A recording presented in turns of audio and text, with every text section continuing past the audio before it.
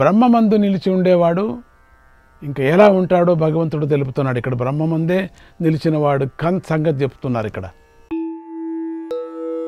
బాహ్యస్పర్శేష్వసక్తాత్మా విందత్యాత్మని యత్సుఖం సబ్రహ్మయోగ యుక్తాత్మా సుఖమక్షయమశ్నుతే. బ్రహ్మయోగ యుక్తాత్మ సుఖమక్షయమశ్నుతే. ఎంత బాగుంది చూడండి. అంటే సుఖమక్షయమశ్నుతే.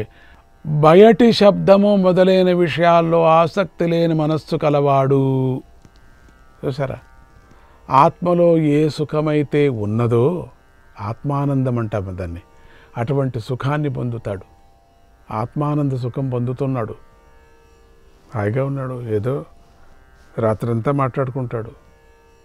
అతడు బ్రహ్మనిష్ట అనే సమాధిలో కూడినవాడై నాశరహితమైన సుఖాన్ని పొందుతాడు.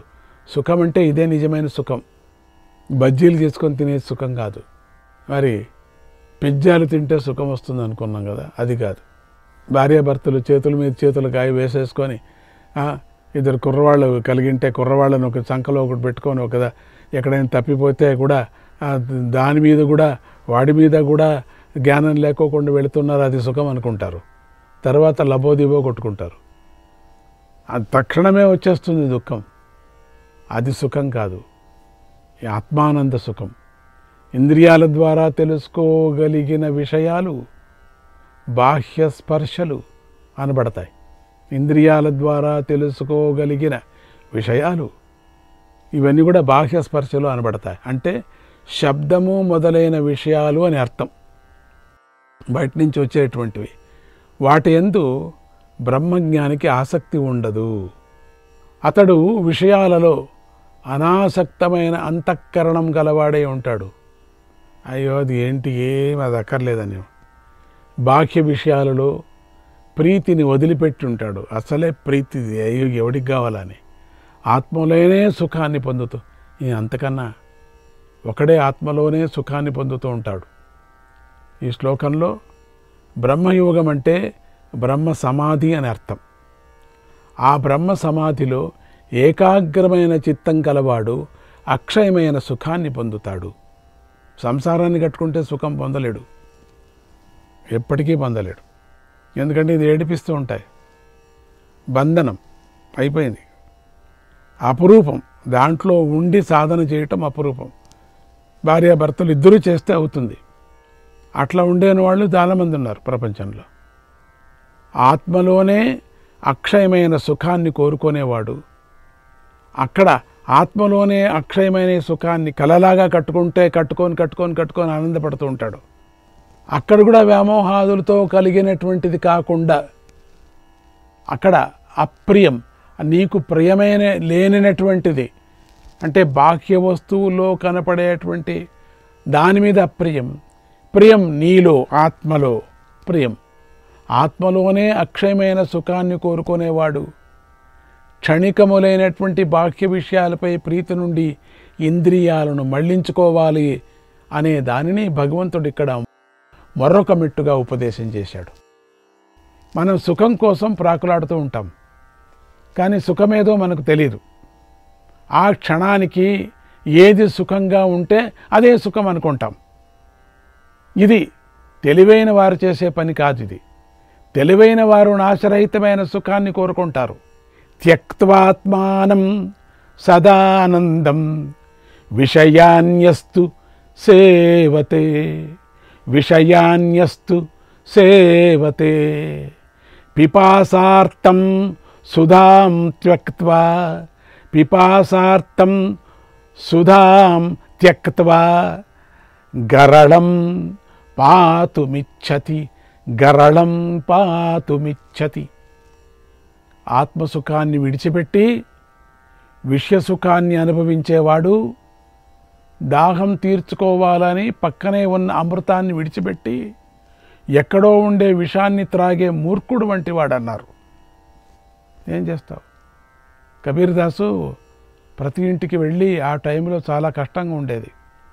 అది ప్లేగు సమయం. ఆ సమయంలో అంతా ప్రతి ఇంటికి వెళ్ళి మజ్జిగ తీసుకొని వెళ్ళేవాడు. వెళ్ళి రామ రామ రామ రామ రామ అనండి. మీరు ఒక మజ్జిగ గ్లాస్ మజ్జిగ ఇస్తాను. మజ్జిగ చాలా కష్టం ఆ సందర్భాల్లో. కొంతమంది ఎవరో దొరికారు, అంతా కబీర్ దాస్కు మజ్జిగ ఇచ్చారు. ఆ మజ్జిగను తీసుకో వీధుల్లో వెళ్ళి చాలా దాహంగా ఉండే వాళ్ళ దగ్గర రామ రామ రామ అను ఒక లోటా మజ్జిగ ఇస్తానని మజ్జిగ తాగి అప్పటికి రామ రామ అని నాకు మజ్జిగ వద్దు అని చెప్పి కొంతమంది, నాకు అక్కర్లేదని చెప్పి మజ్జిగ వేరే చోటకు వెళ్ళి డబ్బులు ఇచ్చి అక్కడ కళ్ళు దాగి హరామ హరామ హరామ అంటున్నారట. ఇట్లా కొంతమందికి బ్రహ్మజ్ఞానాన్ని వదిలేస్తారు, ఈ వేరే జ్ఞానం పట్టుకుంటారు వాళ్ళు. మీరు చూసుకో. అందువల్ల బుద్ధిమంతుడు ఆత్మసుఖాన్ని కోరుకోవాలి. అది అక్షయమైన సుఖం. ఆ సుఖాన్ని కోరుకోవాలి మనం. ఒకటి కావాలంటే ఒకటి విడిచిపెట్టాలి. మనం ఒకటి కావాలంటే ఇంకోటి విడిచాలి కదా. బంగారం, పెరుగు ముద్ద, ఏదో ఒకటి విడిచాలా. బంగారం, పెరుగు ముద్ద వచ్చేది. ఒకటి కావాలంటే ఒకటి విడిచిపెట్టాలి. ఆత్మసుఖం కావాలంటే విషయ సుఖం విడిచిపెట్టాలి అన్నాడు భగవంతుడు. లోకంలో చాలామంది ఇలా ప్రశ్నిస్తారు, సుఖాలు ఉన్నదే అనుభవించేందుకు కదా సామి, బయట విషయాలను ఎందుకు విడిచిపెట్టాలి అని. దానికి భగవంతుడు ఇప్పుడు సమాధానం చెబుతున్నాడు. ఏహి సంస్పర్శయా భోగాః దుఃఖయోనయ ఏవతే ఆద్యంతవంతః కౌంతేయ నతేషు రమతే బుధః. ఓ అర్జున, ఇంద్రియాలు విషయాల కలయిక వల్ల కలిగే భోగాలు ఏవైతే ఉన్నాయో అవి దుఃఖానికి కారణాలే అయి ఉన్నాయి తప్ప మరొక రకంగా కాదు. మరి ఈ సుఖభోగాలు ఉన్నాయే, వీటికి తుది మొదలుంది అంటే ఇవి కొద్ది కాలం ఉండేవి మాత్రమే అయి ఉన్నాయి ఈ సుఖభోగాలు. కనుక వివేకవంతుడు వాటి యందు ప్రీతిని చూపడు అన్నాడు భగవంతుడు. ప్రీతిని చూపడు, నిదానంగా వైరాగ్యానికి వెళుతూ ఉంటాడు. ఇంద్రియాల విషయాలలో తగులుకోవటం వల్ల కలిగేటువంటి భోగాలు అవిద్యా కారణంగా కలుగుతాయి. అవిద్యా కారణంగానే కలిగేది అవి. కనుక అవి దుఃఖాన్నే కలిగిస్తాయి. అవి దుఃఖం తీసేయవు.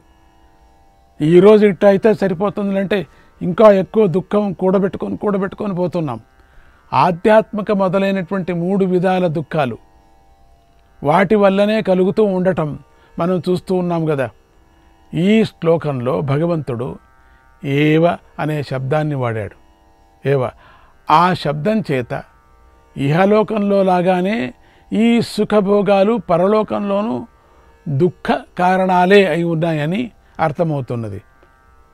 ఇక్కడెక్కడ దుఃఖం ఉందో అక్కడ కూడా దుఃఖమే. సంసారంలో సుఖం ఏ కొద్దిగా కూడా లేదని తెలుసుకొని విషయ సుఖాలు అనే ఎండమావుల నుండి ఇంద్రియాలను మళ్లించుకోవాలి. అవి కేవలం దుఃఖ కారణాలే కాదు, అనిత్యమైనవి కూడా. అంటే వీటికి ఆద్యాంతాలు ఉన్నాయి. విషయేంద్రియ సంయోగము దీనికి మొదలైతే విషయేంద్రియ విషయభోగాలు దీనికి తుది. అది వియోగ భోగాలు. ఈ మొదలు తుదికి మధ్యలో క్షణకాలం కనిపించేవి సుఖభోగాలు అని అర్థం. పరమార్థతత్వం తెలిసిన వివేకి ఇలా అనిత్యాలైనటువంటి భోగాలలో రమించడు.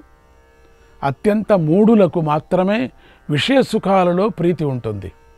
చాలా విషయ సుఖాలు ఎట్లా పోతాయి, తందనాలాడి తాగి తందనాలాడుతూ ఉంటారు విషయ సుఖాలు. కనుక సుఖభోగాలను అనిత్యాలని దుఃఖానికి కారణాలని తెలుసుకొని వాటి యందు ప్రీతిని విడిచిపెట్టాలని భగవంతుడికి ఉపదేశం. నువ్వు ప్రారంభం చేసుకుంటే కొన్నేండ్లు అవుతుంది, 10, 20 ఏండ్లు అవుతుంది కావచ్చు కూడా. ఆ రోజు నుంచి ప్రారంభం చేసుకోవాలా, ప్రతిజ్ఞ చేసుకోవాలా, దీని మీద ప్రీతిని వదలాలా అని. అప్పుడే దుఃఖం ఉండదు నీకు. శ్రేయో మార్గానికి శత్రువైనటువంటి ఈ దోషము అన్నిటికంటే ఎక్కువ దుఃఖ కారణమై ఉంది. అన్ని అనర్థాలు కలగటానికి హేతు సులభంగా తొలగించరానిది. కనుకనే దానిని తొలగించటానికి ఎక్కువ ప్రయత్నం చేయాలి అని భగవంతుడు ఉపదేశించబోతున్నాడు. మనం ఎక్కువ ప్రయత్నం చేయాలి. శక్నోతి హైవ యస్సోఢుం ప్రాక్షరీర విమోక్షణాత్ కామక్రోధోద్భవం వేగం సయుక్త సుఖీ నరః. ఎవడైతే శరీరాన్ని విడవటానికి మునుపు ఇక్కడే ఈ లోకంలోనే కామక్రోధాల వల్ల పుట్టిన వేగాన్ని సహించటానికి సమర్థుడవుతున్నాడో అటువంటి మనిషి యోగి, అతడు సుఖవంతుడవుతున్నాడు. కామక్రోధాల గురించి భగవంతుడు పూర్వమే చెప్పాడు. వాటి వేగం చాలా తీవ్రంగా ఉంటుంది. వాటిని జీవించి ఉండగానే, అంటే శరీరం విడకముందే శరీరం విడిచే చివరి క్షణం వరకు సహించాలి. అలా ఎవడు సహిస్తాడో అతడే యోగి, అతడే సుఖవంతుడు. విడిచేంత వరకు సాధించి సాధించి సాధించి ఆ సుఖభోగాలు విడిచేస్తూ ఉండాలి. ఇక్కడ చనిపోయే చివరి క్షణం వరకు సహించాలి అన్నారు. ఎందుకంటే కామక్రోధాల వల్ల కలిగే వేగం జీవించి ఉన్నంత వరకు అనేక విధాలుగా తప్పకుండా ఉంటుంది. చాలామంది మేము రిటైర్డ్ అయిపోయాము, మాకు వయస్సు అయిపోయింది కనుక మాలో కామక్రోధాలు లేవు, వయస్సు అయిపోయిన వారిలో కామక్రోధాలు ఉండే అవకాశం లేదు అంటూ ఉంటారు. ఎంత బాగా మాట్లాడతారు. అనకపోయినా తమలో తాము అనుకుంటూ ఉంటారు, ఇంకేమైనా వయసు అయిపోయింది, కామక్రోధాలు ఎక్కడుంటాయి, ఎక్కడలేండి అనుకుంటుంటారు. ఇది చాలా పొరపాటు. కామక్రోధాలను చివరి క్షణం వరకు నమ్మకూడదు, చివరి వరకు నమ్మకూడదు. ఎప్పుడొచ్చి కామం అంటే కేవలం శరీర కలయిక అనుకోవకండి. కామక్రోధం అంటే ఆశలు కూడా చివరి క్షణంలో వరకు ఆశలు పీడిస్తూ ఉంటాయి. ఎవరో ఒక ఊర్లో ప్రాణం పోయేది కాదట, ఒక ముసలాయనకి ప్రాణమే లేదు, పోయేది కాదు. వాళ్ళు అందరూ మాట్లాడుకునేవాళ్ళట, పెద్ద కొడుకుని చూడాలని ఉందాం, పెద్ద కొడుకుని పిలిపించారు, ఇంకో కొడుకుని పిలిపించారు, అందరికీ పిలిపించారు, ఆయన పోయేదే కాదు, ప్రాణమే. ఏంటో డాక్టర్కు అర్థం కాలే, లేదండి అన్ని నాడులంతా చచ్చిపోతున్నాయి, మరి ఎందుకు పోవటం లేదు అని. ఒక తెలిసిన ముసలావుడు వచ్చిందట, ఆ గంజి చేసుకొని వడ దాంట్లో ముంచి తీసుకొచ్చి నోట్లో పెట్టిన చచ్చిపోయాడట. నాకు తెలుసు, చిన్నప్పుడు వడ తినేవాడు, వడ అంటే చాలా ఇష్టం వాడికి, అందుకని చచ్చిపోయాడు. అట్లా కూడా ఉన్నారు చాలామంది. చివరి క్షణం వరకు కూడా వదలదు. అవి ఎప్పుడు వచ్చి మీద పడతాయో తెలీదు. ఎందుకంటే 80 ఏళ్ళ వాళ్లకు కామం ఉంటుంది, దేహ కలిక కామం కూడా ఉంటుంది. చాలా జాగ్రత్తగా ఉండాలి. 80 ఏళ్ళ వాళ్ళకు కూడా మనం జాగ్రత్తగా వాళ్ళ తలుపు వేసుకొని పెట్టుకోవాలి జాగ్రత్తగా. అవి ఎప్పుడు వచ్చి మీద పడతాయో తెలీదు. పెంచుకున్న పులి అయినా దాని విషయంలో ప్రతి క్షణము అప్రమత్తంగా ఉండాలి. పెంచుకున్న పులి ఏమైతే నా కాలు నెక్కుతూ అంతగా వాళ్ళు పెంచుకో ఉంటారు. ఎప్పుడు వచ్చి పడుతుందో తెలియదు పైకి, లేకపోతే అది మీద పడి తినేస్తుంది. అలాగే కామక్రోధాల విషయంలో జీవుడు ఎల్లప్పుడూ అప్రమత్తంగా ఉండే. పులి బుద్ధి తెలుసు కదా, పులి బుద్ధి కదా. ఎంత నువ్వు సాకినప్పటికి కూడా, పామును తీసుకొచ్చి పాలు వేసి దాన్ని సాకితే ఏమవుతుంది, పాలు ముద్దు పెట్టినప్పుడు కరుస్తుంది. అప్రమత్తంగా ఉండాలి, జాగ్రత్తగా ఉండాలి. ధృతరాష్ట్రుడు తనకు కామక్రోధాలు లేవు అని మాటిమాటికి చెబుతూ ఉండేవాడు. కామక్రోధాలు గెలిచిన విదురుడు మాత్రం ఎప్పుడు అలా చెప్పుకోలేదు. పైగా శ్రీకృష్ణ నాకు ఈ కామక్రోధాలను గెలిచే శక్తిని బుద్ధిని ఇవ్వవయ్యా అని ప్రార్థిస్తూ ఉండేవాడు. నిజంగా వాడికి లేదది, అయినా ప్రార్థిస్తూ ఉండేవాడు. మహాభారత యుద్ధానికి కారణమై 100 మంది పిల్లలను బంధువులను అందరినీ పోగొట్టుకున్నటువంటి ధృతరాష్ట్రుడు తనను ఓదార్చటానికి వచ్చినటువంటి పాండవులలో భీముణ్ణి చంపేయాలని చూశాడు కొనాలో. అది ముందుకు వస్తుంది. కామక్రోధాలు ఇటువంటి పనులే చేస్తాయి కనుక వాటి విషయాల్లో జాగ్రత్తగా ఉండాలి. వాటిని ఎప్పటికీ నమ్మరాదు. సుఖానుభవానికి కారణమైనటువంటి ఇష్ట విషయము కనిపించినప్పుడు కానీ, ఆ విషయాన్ని విన్నప్పుడు కానీ, దానిని తాకినప్పుడు కానీ దానిపై లాలస తృష్ణ కలుగుతుంది. కామం అంటే ఇదే.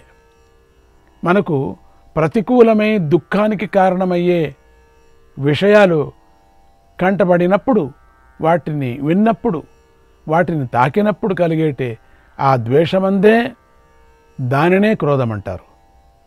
వెంట్రుకలు నిక్కబడుచుకోవటం, ముఖంలో కళ్ళల్లో వికాసము మొదలైనటువంటి గుర్తుల వల్ల తెలిసేటువంటి చిత్తక్షోభాన్ని బట్టి కామం వల్ల కలిగే వేగాన్ని తెలుసుకోవచ్చు అన్నారు. వాళ్ళ చేష్ట, వాళ్ళ మాట తీరు ఇవన్నీ కూడా కామానికి. వాళ్ళ వెంట్రుకలు నిక్కబడుచుకోవటం, ముఖంలో కళ్ళల్లో వికాసము మొదలైన గుర్తుల వల్ల తెలిసే చిత్తక్షోభాన్ని బట్టి, ఆ చిత్తక్షోభం ఉందే కామం వల్ల కలిగేటువంటి వేగాన్ని తెలుసుకోవచ్చట. శరీరం వణకటం, చెమట పట్టటం, పెదవులు కొరకటం, కళ్ళు ఎర్రబడటం మొదలైనవి క్రోధం వల్ల కలిగే వేగానికి గుర్తులై ఉన్నాయి. కొంతమందికి క్రోధం అంటే అట్లా ఉంటాయి, కొంతమందికి ప్రేమ అంటే ఇట్లా ఉంటుంది. వీటిని సహించుకోవాలి. ఇవన్నీ కూడా కామక్రోధాలను విడిచిపెట్టాలి. అప్పుడే యోగ సిద్ధి, అప్పుడే సుఖము అన్నాడు భగవంతుడు.